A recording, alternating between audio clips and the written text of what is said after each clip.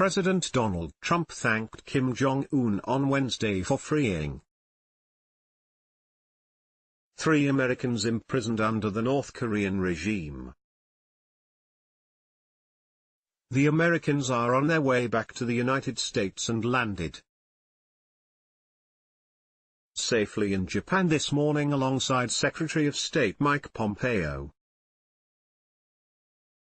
"I appreciate Kim Jong-un for doing this," Trump said today as he convened his cabinet. With the American prisoners' release came the announcement from Trump that the location of his upcoming nuclear disarmament summit with Kim would be revealed in 3 days. The president offered that it will not be held in the demilitarized zone that separates the 2 Koreas. He said South Korean President Moon Jae-in was very, very happy to hear the 3 prisoners had been allowed to leave Pyongyang, anticipating a 2 a.m. touchdown at Joint Base Andrews in suburban Maryland. Trump predicted that it would be quite a scene and represents something very important to this country. Trump said this morning on Twitter that Pompeo had secured the release of the 3 Americans imprisoned by the North Korean regime, and promised to greet them personally when they get to the U.S. in the middle of the night. "I am pleased to inform you that Secretary of State Mike Pompeo is in the air and on his way back from North Korea with the 3 wonderful gentlemen that everyone is looking so forward to meeting. They seem to be in good health," Trump wrote on Twitter. He added in a second tweet that Secretary Pompeo and his guests will be landing at Andrews Air Force Base at 2 a.m. in the morning. "I will be there to greet them." Very exciting. The 3 men released Wednesday are Korean-American missionary Kim Dong-chul, Kim Sang-duk, also known as Tony Kim, who spent a month teaching at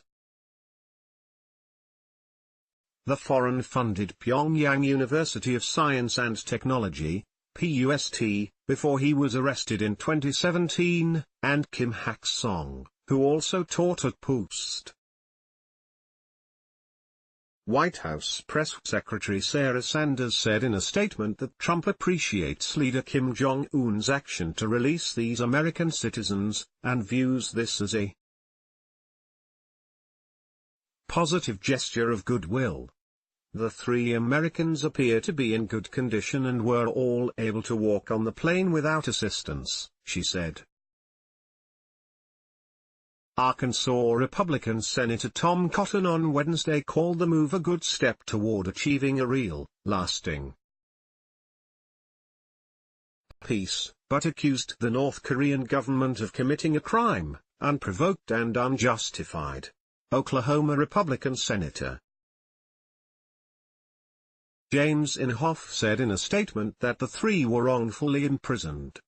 But for the first time since December 2009, he added, "We do not have an American citizen held by the regime." Inhofe called the result a true reflection of the success of President Trump's campaign of maximum pressure.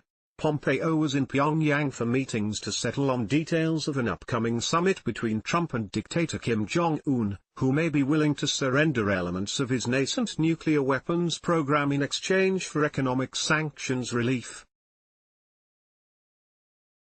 The president also said Wednesday on Twitter that the date and place for that summit has been set. Trump broke the news of Pompeo's trip during a speech Tuesday in which he suspended America's participation in a wide-ranging nuclear bargain with Iran. He said Tuesday that it would be a great thing if the detainees were freed. Pompeo, speaking to reporters on his way to Japan before heading to North Korea, said he had not received any commitments but hoped North Korea would do the right thing. Before Wednesday, the only American released by North Korea during Trump's presidency had been Otto Warmbier, a 22-year-old university student who returned to the U.S. in a coma last summer after 17 months of captivity and died days later. Warmbier's death escalated U.S.-North Korea tensions, which were already running high at the time over Pyongyang's stepped-up missile tests. The groundwork for the potential release of the 3 remaining American detainees was laid 2 months ago when North Korea's foreign minister traveled to Sweden and proposed the idea, CNN reported earlier, citing an unnamed source. Pompeo's visit came a day after the despot whom the U.S. diplomat referred to as Chairman Un made his second trip to China in less than 2 months, meeting President Xi Jinping and discussing the ongoing international talks over North Korea's nuclear weapons and ballistic missile programs. At the direction of President Donald J. Trump, Secretary of State Mike Pompeo and other representatives of the United States government traveled to Pyongyang, North Korea, on May 9 to prepare for the president's upcoming meeting with North Korean leader Kim Jong-un. During Secretary Pompeo's visit, the North Korean leadership released 3 American detainees. President Trump appreciates leader Kim Jong-un's action to release these American citizens, and views this as a positive gesture of goodwill. The 3 Americans appear to be in good condition and were all able to walk on the plane without assistance. All Americans look forward to welcoming them home and to seeing them reunited with their loved ones.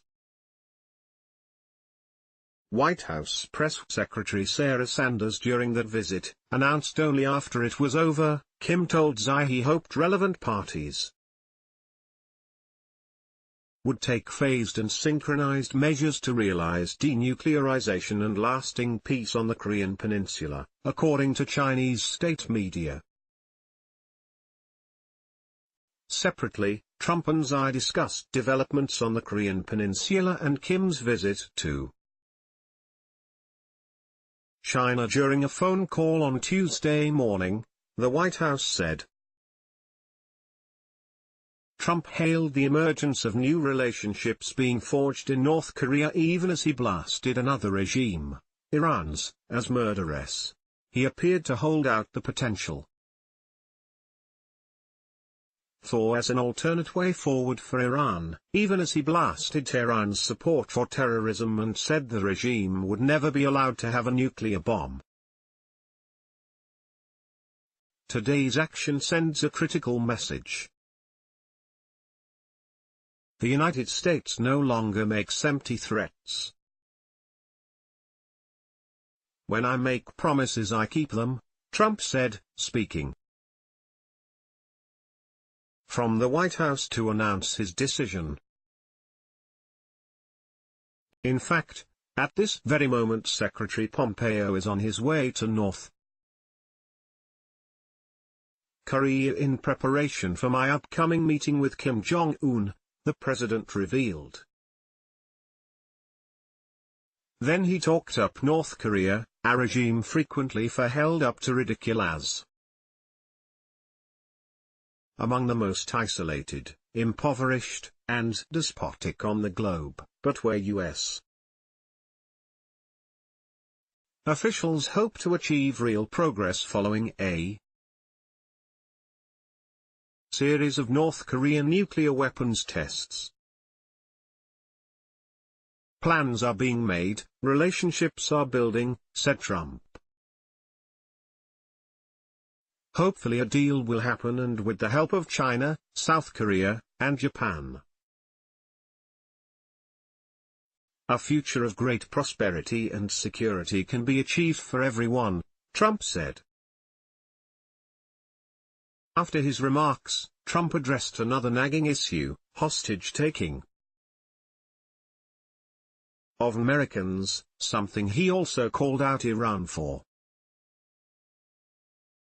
Asked about the potential release of 3 Americans held in North Korea, a subject of long negotiations by diplomats, Trump said, "It would be a great thing. If they are, we'll soon be finding out. He will be there very shortly in a matter of virtual, probably an hour," Trump said. "We have our meeting set. The location is picked. The time and date, everything is picked," Trump said, speaking of his upcoming summit. "And we look forward to have a really great success. We think relationships are building with North Korea. We'll see how it all works out. Maybe it won't." Pompeo also addressed the subject to reporters traveling with him. "We have been asking for the release of these detainees for this administration for 17 months.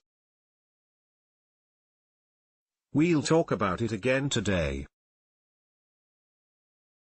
I think it'd be a great gesture if they would choose to do so," he said, asked about their release.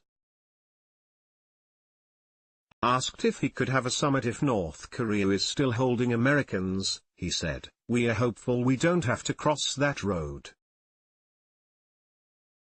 Trump has not yet said where the summit will be held, although on Twitter he floated the idea of doing it in the DMZ. New National Security Advisor John Bolton, who was on hand for Trump's speech, declined to say whether freeing of the U.S. hostages was a condition for the presidential-level talks to go forward. "I'd rather not speculate on that." Secretary Pompeo is almost on the ground in North Korea. "He is the president's negotiator," said Bolton.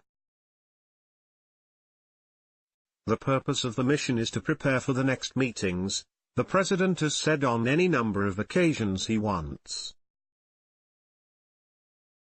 the hostages released, and that hasn't changed, he said, responding to a question from DailyMail.com about the reasons for Pompeo's visit. Trump's willingness to embrace North Korea on the eve of talks came in a speech laced with criticism of Iran for its own previous secretive nuclear program, which never achieved the advancement the North Koreans were able to display with repeated ballistic missile launches and underground nuclear explosions. U.S. counterterrorism officials have warned that North Korea could likely reach the continental United States with a missile, and until the recent thaw, it routinely harassed neighboring Japan by lobbing missiles into the coastal waters. The nation has experienced widespread famines over the years, and Kim is believed to have killed his own uncle in a power struggle while constructing a cult of personality and iron rule. Trump made his announcement as he denounced the lunacy of an Iranian bomb. He said of the Iran deal, which subjected Tehran to sanctions and put severe limits on its uranium enrichment to try to hold it to peaceful purposes, "Their fact is, this was a horrible one-sided deal that should have never ever been made." Pompeo tweeted long after Trump broke the news of his trip and even his arrival time, headed back to #DPRK at the invitation of the North Korean leadership. I look forward to planning a successful summit between President Trump and Kim Jong-un, using the formal name for the country.